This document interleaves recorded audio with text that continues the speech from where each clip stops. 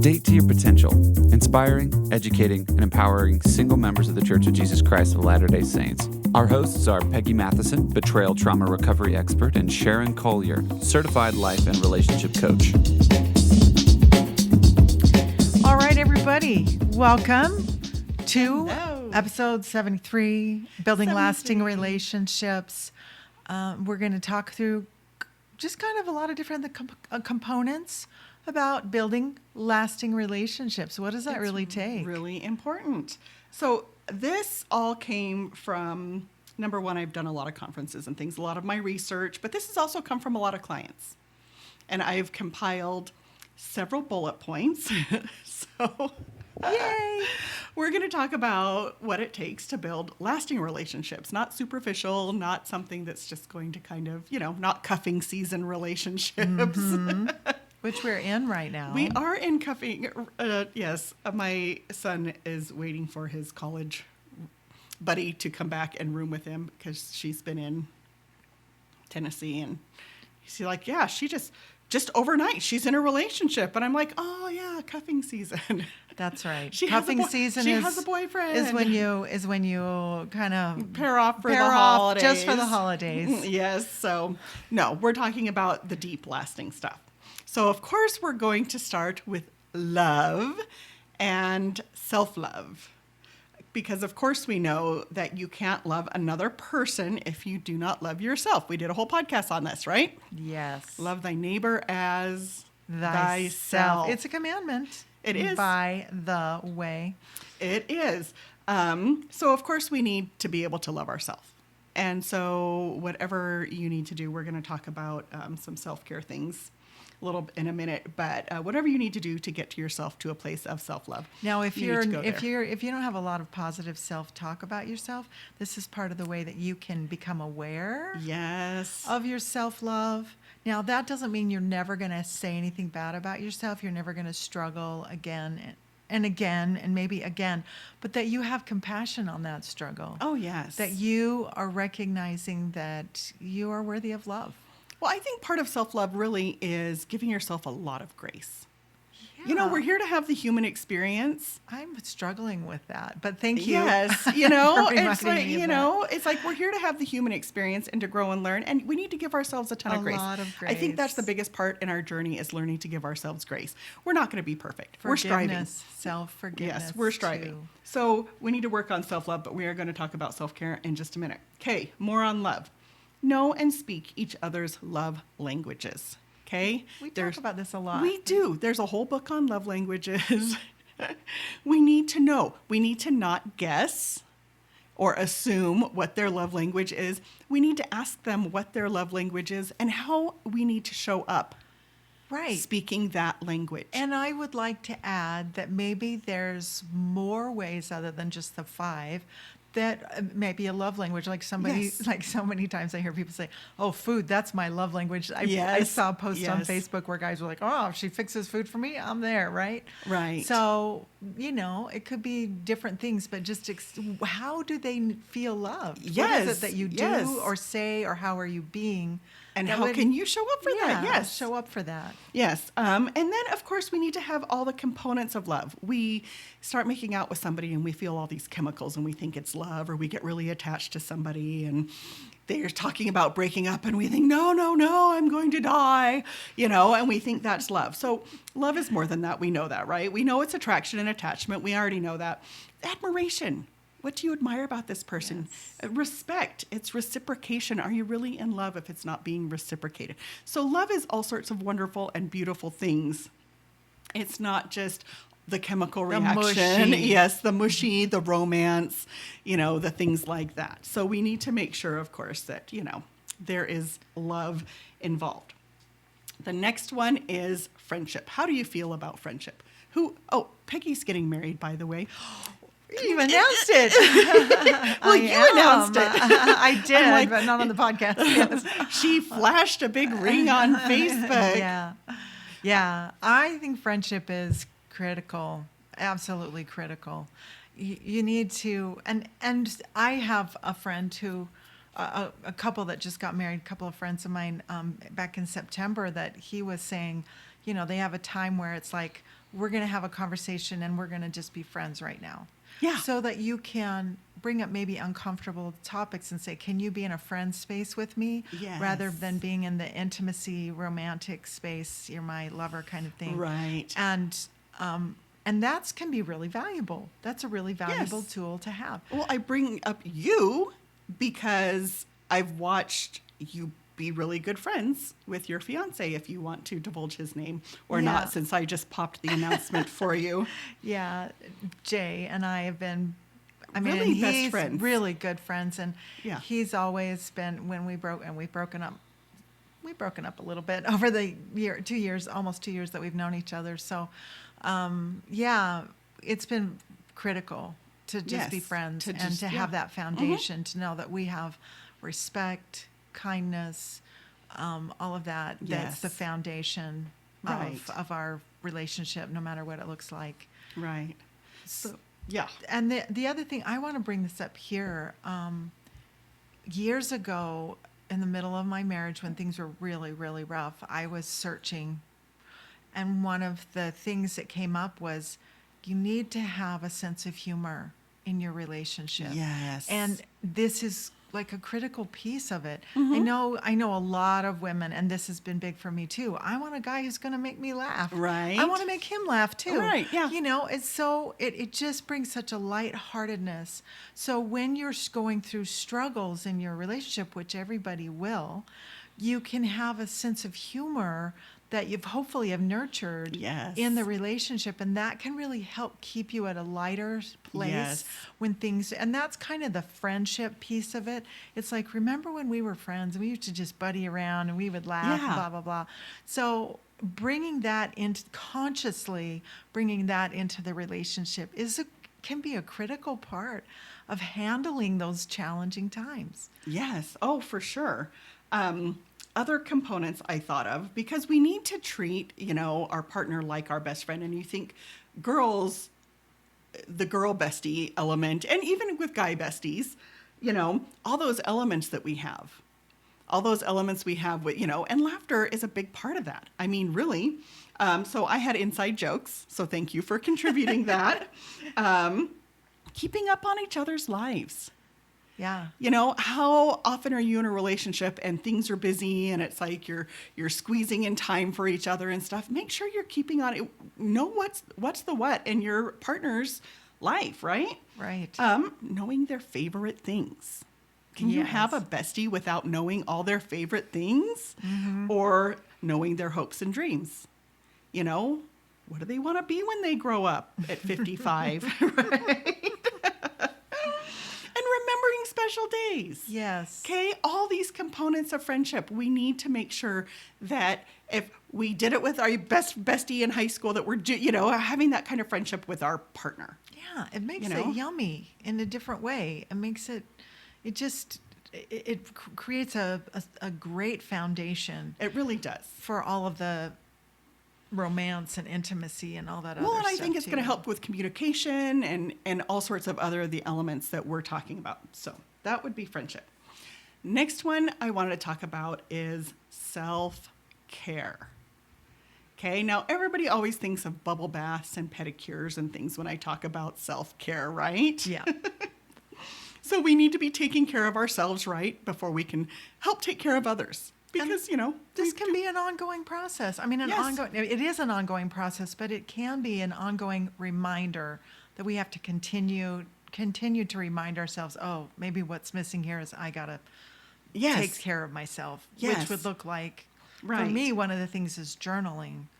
And I haven't been journaling, and I need to get back to journaling. It's such a good way for self-improvement. Journaling, oh my gosh. Well, and to also get my thoughts down on the page and just kind of understand because sometimes it's like having a best friend right there reflecting back to you, when you write it, for me anyway. So, well, it's a good way to see your progression. And when I taught preschool, we do a journal page, and the kids would scribble something at the beginning of the year, and I'd say, well, what is that? And then they'd tell me, and I'd write it down. Well, by the end of the year, the pictures started taking form, and they weren't a scribbly mess, and you could actually see what it was when I'm writing down, tell me about your picture, writing it down. We watched the improvement over the whole year in picture form with 4-year-olds. And That's it's the great. same idea. It's like, it's a great way to see our progression.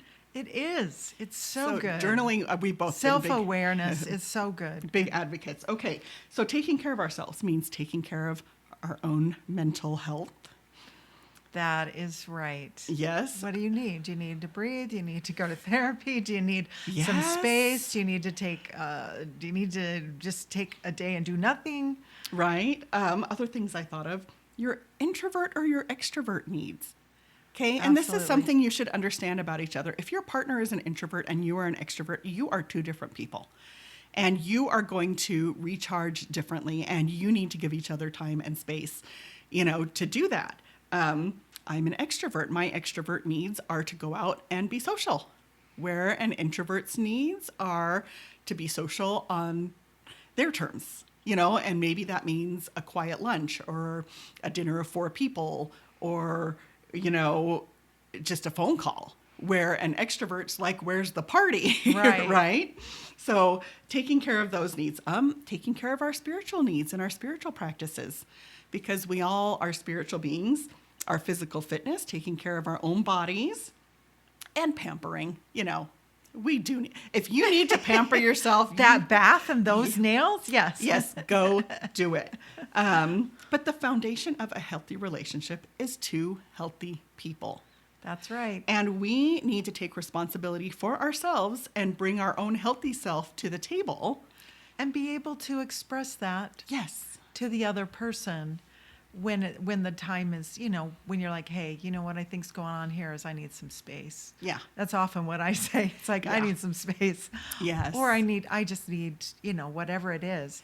Yes. And communicate that. Right. to And we your need to be partner. a safe place for our partner to communicate to us. And we're going to talk a lot about, I had a whole page of communication. Yeah. So we're going to talk a lot about communication in a minute.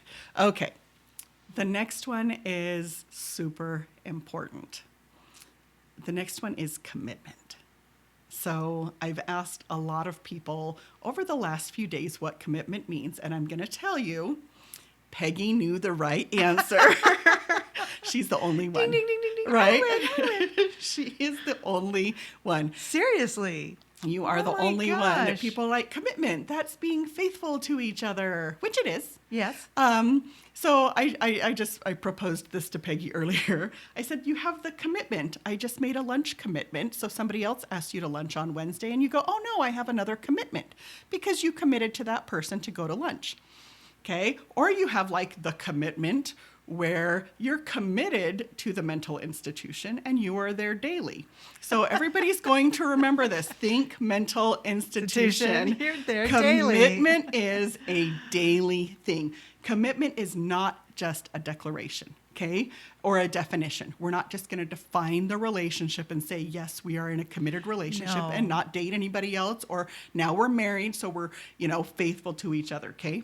It's showing up every single day. Well, what I said, if I can share, Yes. is that I don't have any space for other things. I'm not keeping any openings. I don't have something in my back pocket going, I'm going to do this. Right. If this, I'm all in. Yes. I'm it all is in. the I'm all all committed in. here. That doesn't mean there aren't moments of doubt or questioning or wondering or whatever, but I'm like, my will is to be here with you Always, day in and day out. Yes. So I think it's bringing the best effort you've got for that day. Because like Brene Brown said, I'm sure everybody's seen this little video on Facebook if you're on social media, where she's, it's like, what % can you bring to the table today? Talking to her husband, Talking to her right. husband, yeah. Yeah. Like what %? So if I come home and I'm like, honey, I'm at 20. And he's like, that's okay because I'm at 80. So you work together. So you work together on this, because some days your best effort is going to be minimal. Yeah. But, we want to be give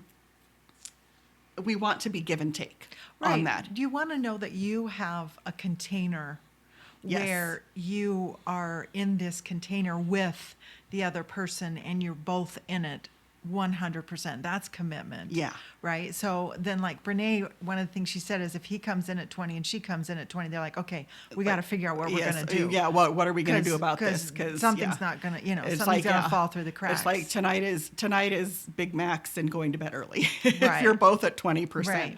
Right. But give and take is not one-sided. It's like you have to give and you have to take, and you can't take more than the other person has to give. You can't suck somebody dry. That is, if you're sucking somebody dry, it's not a healthy relationship. So make sure that it's give and take. So commitment is what? It's understanding. It's empathy. It's service. It's support. And it's a lot of forgiveness. Yeah. Using the tools, the principles of the gospel, forgiveness. Yes. And self-forgiveness as well. We've talked about that. Yes. But forgiveness. What was the other thing you said before? We were talking about forgiveness and grace. Grace. Giving yourself grace. It's kind of a similar thing. Yeah. Yeah. So this is commitment. So when you're in a committed relationship, it's not just because you named it. And we need to always remember that. Okay? It's daily. Commitment is a daily effort. Okay. Did we knock that into everybody? Bam. You're right. Okay. The next one is appreciation. Okay. How much do you appreciate your partner? Do you think about the things that you appreciate about your partner? And do you share that with them? Right? Well, everybody wants to be appreciated. Yeah. And, there's the Facebook meme comes up all the time. People who are appreciated will do more than expected. And I thought, what a beautiful thing if both partners feel appreciated and they're both doing more than is expected. Well, I want to add in here, too, that feeling needed is important. Yeah. So when someone appreciates you and appreciates what you've done, you feel like, oh, maybe I'm making a difference in the world. Maybe I'm going to make a difference in their life, and I feel needed. I feel important. Yes. So expressing that and using their love language, however do it. Maybe that was the next one. It needs to be expressed probably, with words for sure. But it can be expressed with affection. It can be, and words. It can be expressed with gifts and words. It can be expressed quality with time. and words. Special dates. Yeah. Yes. Yeah. It's just really important to be able to express appreciation the way the person would, want to receive it. Words of affirmation, people, that's the easiest. You're so great. Thank you so much. Yeah. I don't know what I would do without you. Where gifts, people have a different idea of gifts, because to me, my husband used to bring me a Baby Ruth bar when he was at the gas station. And it was just because he was thinking of me. And a gift doesn't have to be a big thing. It was like, oh, that's my favorite. Thank you. Like, he knew my favorite and he brought, And so gifts don't have to be a grand thing. Someone did something nice for him. Do not go out and buy them a bicycle. Right. If someone did something nice for you. Right. Yes. So speak the love language when you're showing appreciation. Very important. All right. Expectations. Expectations can be the biggest relationship killer, I swear. When I talk to divorced people, and some widowed, that had complicated marriages, expectations really are a big thing. So different backgrounds and upbringings produce expectations. Yes, expectations or different expectations. When you come from different backgrounds, and I was telling Peggy, I used this example earlier, maybe the husband came from a background where dad cheated a lot or never had a job. And so his expectation for the relationship and his way of showing love is, I'm going to provide for my family and provide well, and I'm never going to cheat on my wife. Where the wife came from this really loving family, the picture perfect Hallmark, where mom and dad were cute and affectionate, and her expectation from the marriage is this Hallmark movie. Mom's pinching dad's butt and they're chasing each other around the kitchen, and so we bring this together, and the expectations are going to kill this marriage if they are never spoken. Right. And there's a lot of unspoken expectations, which just build resentments. when you don't speak what you want or what you thought you wanted. So a big phrase I hear when I'm coaching is, I just thought. And we've talked about this before, I think, in previous episodes. I just thought when I started losing weight and getting into shape that she would want to do that too. Yeah. I just catch thought. your stories that you're telling. Yes. What are your stories you're telling about the relationship you're in now or the relationships you want to be in? And be open to receive and have the conversation that they have different stories. Yes. They have different expectations. And I think super important to share these. I think there is a lot of assumption that goes on. There is, and it's just not fair. But we all tend to do it and not express it. And then there's unreasonable expectations. My mom was a hoarder, and my husband's mom kept a mausoleum. Like, I remember, running back in her house to grab a binky after a visit, and she's picking up sock fuzz off the carpet. Or they had the vacuum out. I'm like, are you kidding? You couldn't wait till tomorrow morning? It's like 8:00 at night. So the expectations, were different for us too. So right. I think a lot of expectations need to come with a lot of empathy and understanding. Yeah. But then there's some unreasonable ones, like my husband joked, but I always wondered if he was serious. He goes, I thought after we were married, we'd be having sex twice a day. And I'm like, well, who does that? Unless you're in like a little snow chalet and like, the Swiss Alps and there's nothing to do. Right. If there weren't responsibilities and life to live. And people being tired and, right. Yeah. So, you need to make sure your expectations are real. If you both work full time, you need to talk about what roles each other are going to play. Right. And you can't just expect... It would be a good idea. That, because the woman's the woman, that she is going to be doing all the housework and all the meal prep and all that stuff, because it's like you're both working full time. So there's unrealistic expectations too. And sometimes those are spoken, and they shouldn't be. This should be conversations. And when I say conversations, that means both people are talking. That means it shouldn't be a demand. It's going back and forth. So, but make sure that the stories you're telling in your head, these expectations are not ruining your relationship. They need to be spoken. They need to be discussed. And you need to make them conscious in your own head first, because I think some people aren't even conscious. They're not being aware. Yes. Self-awareness of what your thoughts are, what your expectations are.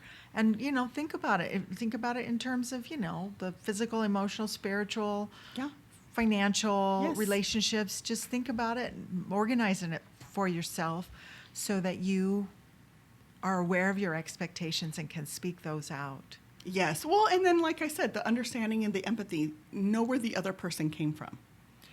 Someone who grew up in a hoarder house is not going to immediately be a neat freak. Right. They're not going to be the level of the perfect housekeeper, Well, and here's something I wanted to interject, and this seems like the right place, is allow the other person to influence you. Yes. Allow them, open yourself up.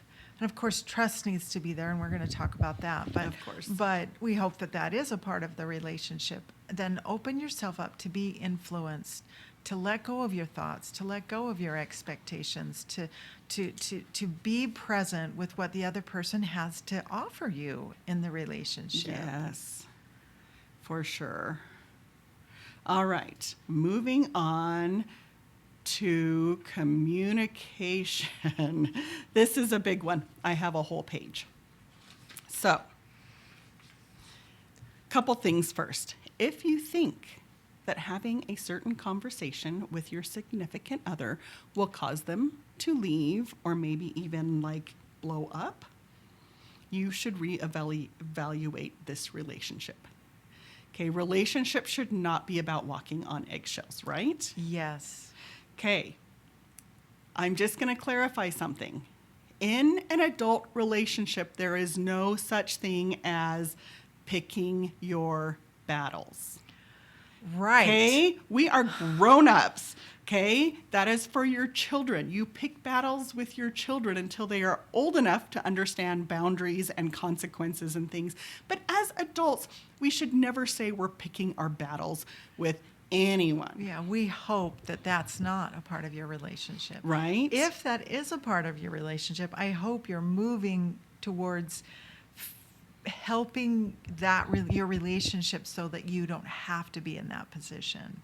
Right. And this is where boundaries and other things come up. And I'm not going to talk a ton about boundaries, but communication does involve boundaries. Conflict resolution, oftentimes does require boundaries.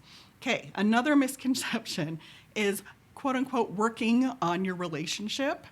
Oh, we just need to be more patient with each other. Oh, we just need to be more this. Working on your relationship does not mean brushing stuff under the rug. Oh, so you're saying people are just going, oh, we'll just let this slide. We're just going to let this slide. This is another pick. I'm just going to pick my battles, okay? Working on a relationship has nothing to do with ignoring the issues or brushing them under the rug. Right. Working on the relationship is putting it in front of you where you can see it and communicate about it, not just being patient and loving and kind with stuff that isn't working. Yes. And that's not okay. No, it's not okay. So the recommendation is practice good communication early on in the relationship. Well, practice it right now. Yes. In any relationship that every you have. relationship needs good communication. You come to the table with good communication skills. If you've been practicing them, you should be practicing them in all your relationships. Yes. So I have a child on the spectrum, and a lot of times he's very reactive to things that I have to say. So I will ask him, can we have a conversation, a calm conversation? Because I need to tell you some things and you need to not react. Because as soon as you react, the conversation's over. And he's like, oh, okay. Like as soon as he knows that, it's like, I'm going to stay calm. It's not going to be a battle. As soon as he knows that, he's very calm and he's very receptive. Yeah. But I think most people would be. And you've learned how to communicate effectively with him. With him, yes, because he's a little different. He's a little different to communicate with. But, when I try to have a conversation with any of my kids, it's like, can we talk through this calmly? Right. I don't want to fight with you. And I've said this. I just want to clarify, was having a discussion with Jay the other day, and I just said, I just want to clarify that we are on the same team. And it wasn't because he was acting like that. It's that I needed to say that because it didn't feel that way in my marriage. Right. That we were on the same team. Right. But I just said, for myself, I want to be really clear here. We are on the same team. Yes. And this is all in love and trust and all of that. Right. So which it was. For me, like I said, I had to clarify that. Right. So our tendency is to please the other person, especially early in relationships. What we want to please the other person. Things are going so well. Why would we stir the waters, right? And so hard conversations don't happen because there's never just a good time, right? And, you can tell us some of the hard conversations. I'm sure most people know money, intimacy if you're married, raising children, in-laws, household chores. There's a whole bunch of things that become hard conversations, maybe if they're let go. So if you can talk about them early in the relationship, money is a big one. How do we handle that? If this goes the distance. So, well, some of the hard conversations could be personality conflicts, the way people do things differently. It can be the amount of connection you want in the relationship and being able to say no when you don't want that kind of connection. Those can be hard conversations too.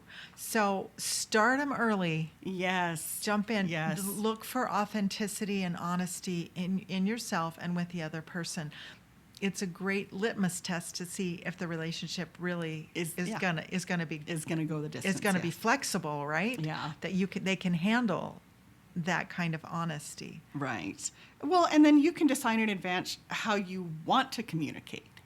Absolutely. We've talked about this before. Yes, if there's, set it up. If there's a conflict, how do you want how do you want that to look? Right. What are the words that work for you? What's the timing that works for you? Yes. How are we going to do this if there's something that comes up that we need to have a challenging conversation? Right. And maybe that takes for both of you a weekly check-in. Yeah. Let's do our weekly check-in. How are things going? How are you feeling about the relationship, kind of thing? That's a really great idea, because I think there's so many times when we stop communicating when things are not going well. Right. And I think that's a great idea, to have a structure. Mm-hmm. And maybe that's once a week, maybe that's once a month for some people, because they're just good communicators. Yeah, or maybe it's once a day, depending on what's going on. Yeah. How are you feeling? What's going on?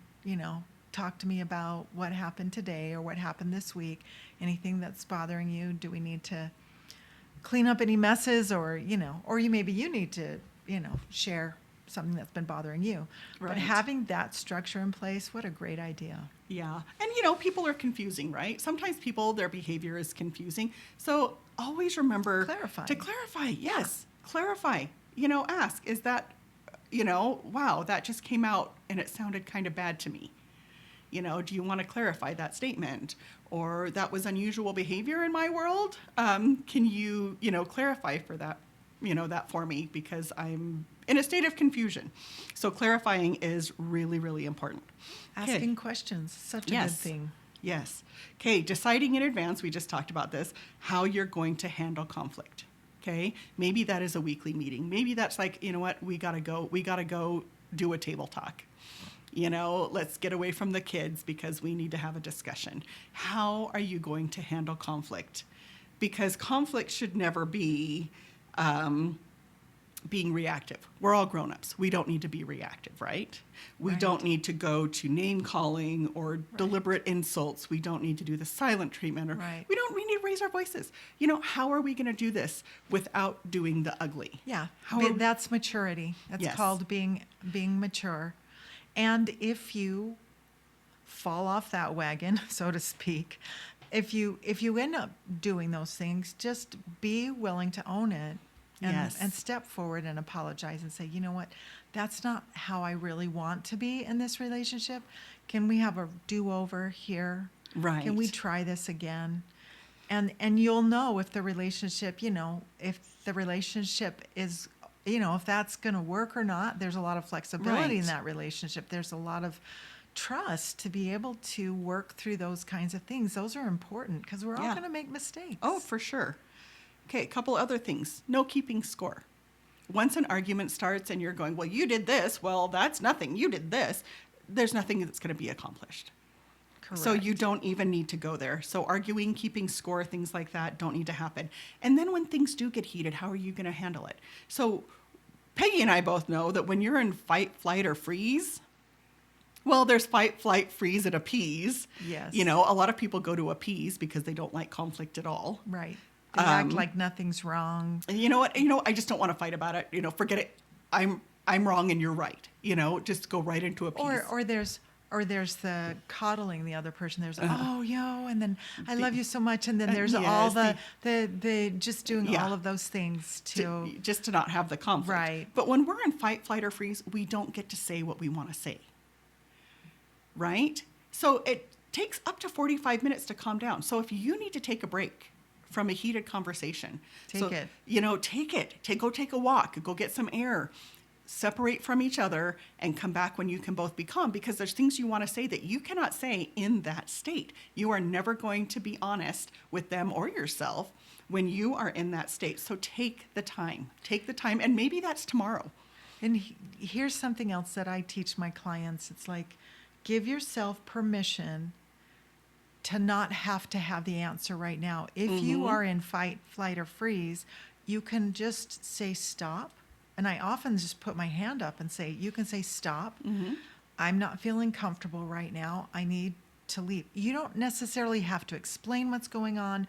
You don't have to have the words, just the self-awareness that say, wait, I can't, I need to, this is not working for me, or I'm feeling very uncomfortable right now.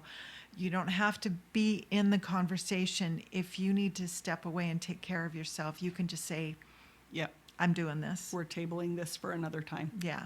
And that's okay. Yeah. And that's okay. But if you talk about this stuff early, if you talk about all these things early, it's not going to be a surprise to anybody. It's going to be like, you're right. We just need to separate right now and not fight. We don't need to argue. That's ridiculous. Emotional intelligence. Let's not be reactive. Right. We are grown-ups. If you have not learned how to not be reactive and you are in adulthood, that's something you need to figure out. That's right. That is childish behavior, not adult behavior. Yeah, you need to grow yourself up. Yes, and always, like Peggy said, learn to take your part in it and apologize. Absolutely. And you know what? You never have to apologize for somebody else's part in it either. They need to be a grown-up and take on their Well, let's talk about apology for a minute here, too. Just saying, I'm sorry because someone else feels bad is not okay. You have to actually own what you did. Yes. Like, I'm so sorry. I was feeling defensive. I did say things that I shouldn't have said. And I'm really sorry about that. I'm working to improve myself. I'm working to improve myself. Please be patient with me. Yes. I'm working on this. Yes. This has been years of habit, and I'm trying to break it because I want a good relationship with you. You know how much grace that gives a relationship? Oh, yes. So much grace you give to the other person and to yourself, and that creates flexibility. I've talked about that a couple of times today, the flexibility in a relationship, that it has to be able to expand to hold what's happening. It has to be able to, to open and and then to get really close. And, I think that's such, you give yourself a lot of grace in the other person when you do this for yourself.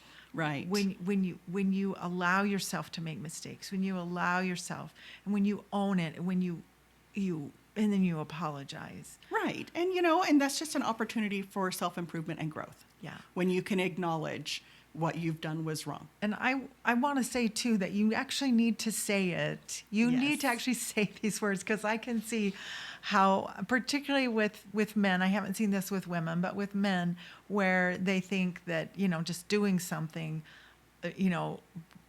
bringing her favorite candy bar or whatever is going to be it. No, she really needs to hear those words. Well, yeah. And he does too. You're going to try hard not to make that mistake again. Right. Yeah, exactly. Or you're use planning that on behavior changing, again. moving forward. Yes, and then bring the candy bar, right. the chocolate, or the flowers, or whatever. I always say don't bring flowers when you've had a fight. That just always is going to, every time you bring flowers, it's always going to remind them of fighting. Right, right. So, yeah.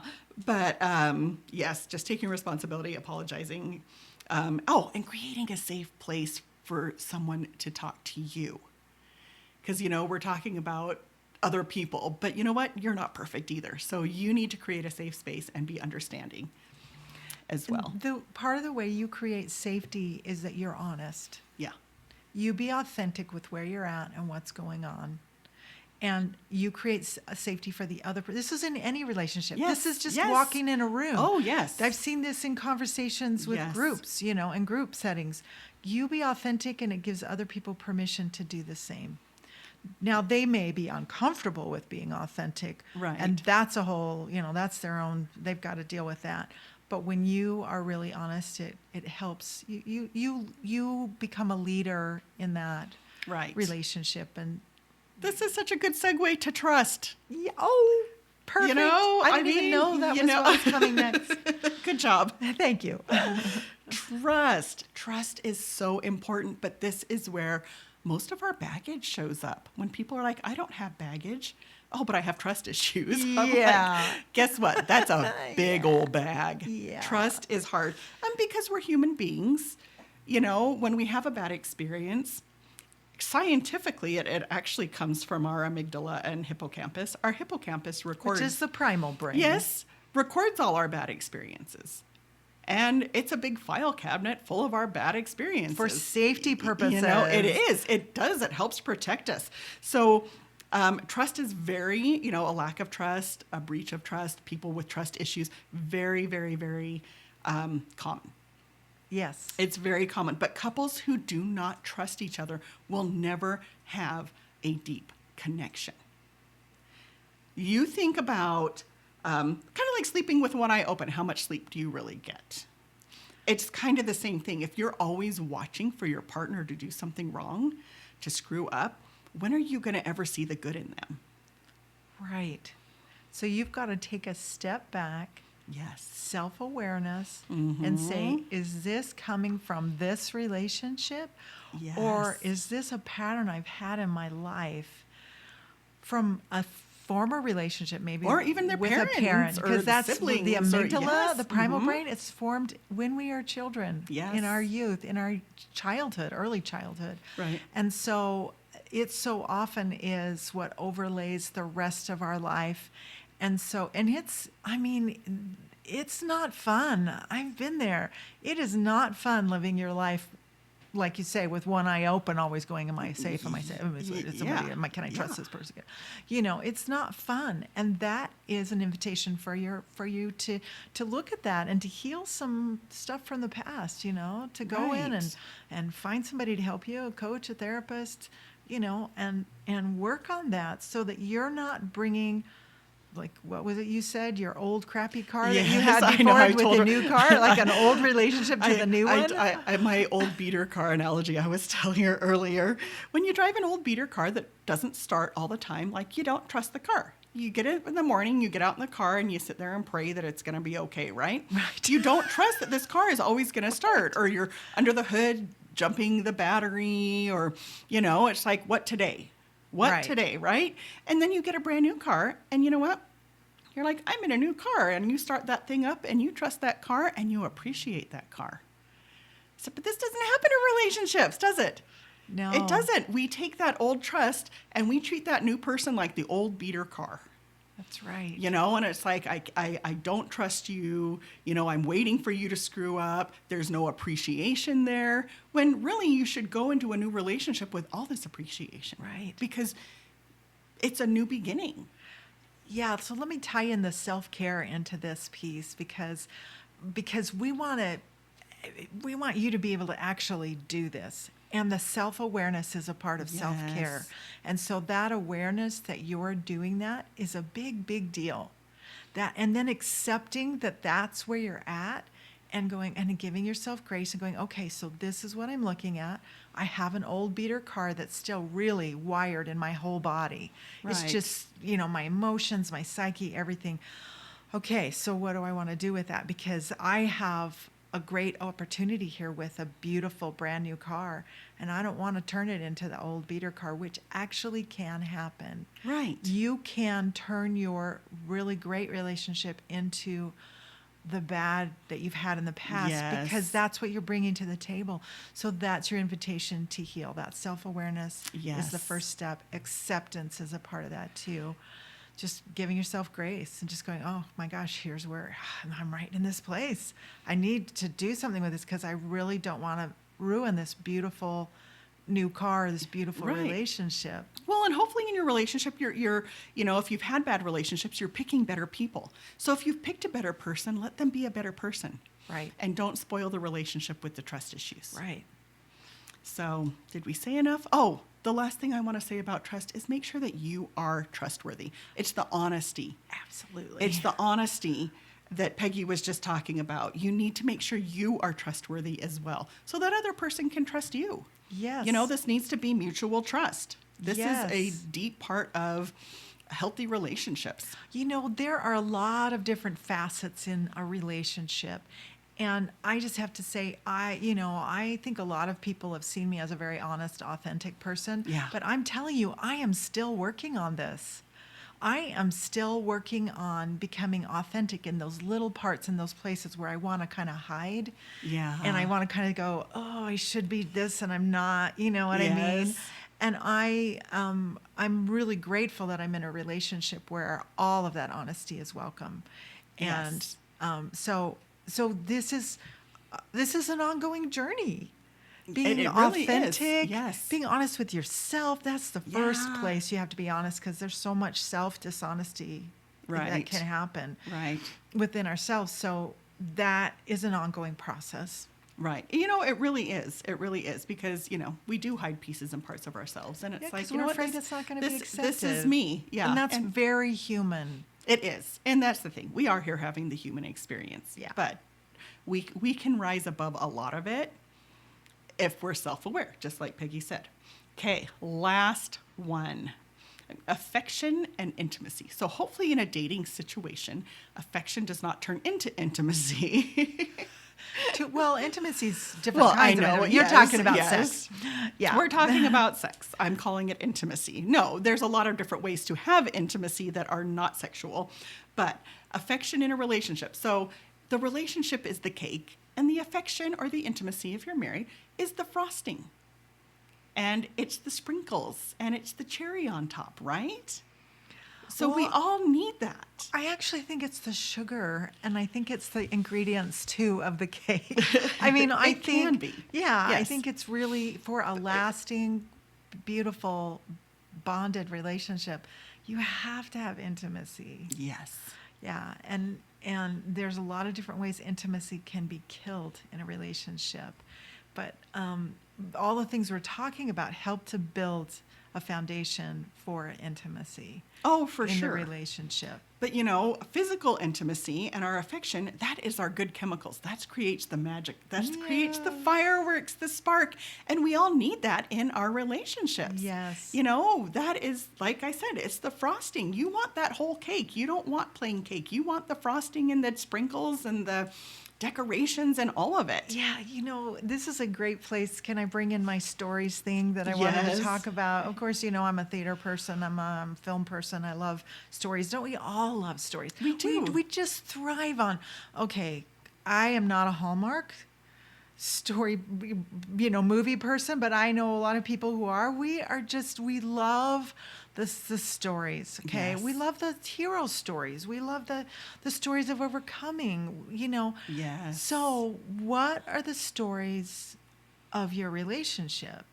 So I was reading, this came into my mind, I don't know, months ago. I just saw something where it was talking about this, and I was fascinated with this. But it's like we forget, when you're in the beginning of your relationship, you've got these stories that you tell. You've got, remember we went to this, and we had, and it's just been so good, and he gave me flowers, and all this stuff. And then kind of in the middle of the relationship, it can get lost, those stories. But that's how we create, and this is John Gottman's word, shared meaning, or phrase. Yeah. Yes. We create shared meaning through our stories, and we need to, and that lack of having that shared meaning creates a loss of intimacy. Yes.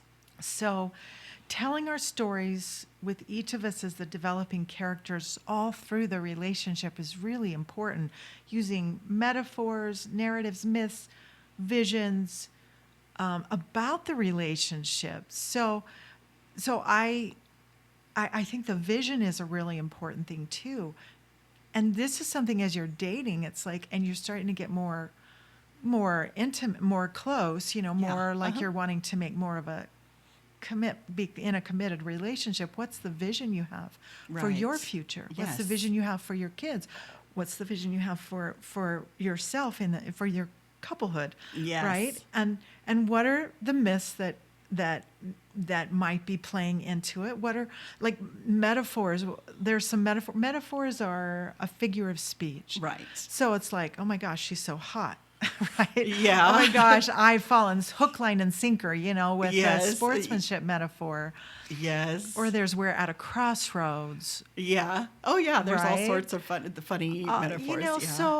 So how can you create the yummy icing part of your relationship by bringing some of that stories into it, remembering those stories, telling, staying positive, right? But also you're telling the stories, Yes. keeping bringing in, and maybe it doesn't just have to be about your relationship, but it's almost like dreaming. It's like allowing the dream to be alive in the present. See, this is why Peggy's a good partner. I'm all science, and she's all, we need to dream together. What's our dream? I am a dreamer.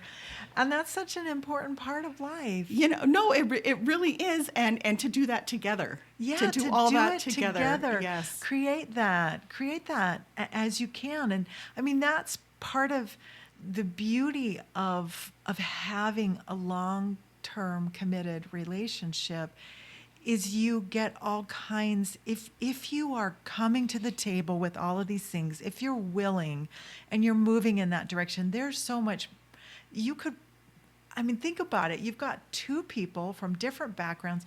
What could you create here? Yes. What kind of positive, life story can you create for yourself? Right. And if you bring that into your consciousness and you bring that into the relationship, that could be really fun, right? Well, yeah. Well, and then it's just a way to connect. Just another way. Absolutely. I think that's one of the reasons I married my husband. Being so different was that we used to sit on his trampoline, his parents' trampoline, and look at the stars, and talk about our dreams together. And it's like, oh yeah, I want the blue house with the picket fence, and we were big dreamers, and he was always sketching out our big dream home, and look at what about this room here, and this is a nursery off the master bedroom, and the dreaming, and I think that really did connect us. Absolutely. Yeah. Just have fun and be playful and do all the yummy stuff too. Yeah. In the middle of all of this serious stuff, make it something you really want it to be. Yes. Yes, that's a perfect way to end this today. Thank you for your input, Peggy. Thank you, Sharon. And thanks you guys for listening. And we'll talk. Have a great holiday season. We're coming up on Christmas here pretty sure soon. are. So we'll talk to you next time. Bye-bye.